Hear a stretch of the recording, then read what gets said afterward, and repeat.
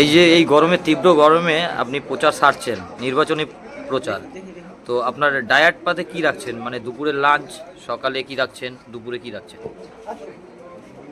দেখুন, সকালের সাধারণ টিফিন একটু ফল খেয়ে বেরোই, আর দুপুরে কার্যকর্তার বাড়িতেই খাই। কার্যকর্তাদের বলে দিই সাধারণ বাঙালি খাওয়া, ডাল ভাত মাছ, আর সেরকম কিছু আমার এইটুকু খাবার দিলেই আমার যথেষ্ট। শরীরকে সুস্থ রাখতে আর কি খাচ্ছেন কিছু? রাস্তায় গ্লুকোজ খাচ্ছি, গ্লুকন্ডি খাচ্ছি, যেরকম যেরকম ডাবের জল খাচ্ছি। হ্যাঁ, যেখানে যেরকম পাবো কার্যকর্তা যেখানে দিচ্ছে সেইভাবে খাচ্ছি, খেয়ে যাচ্ছি।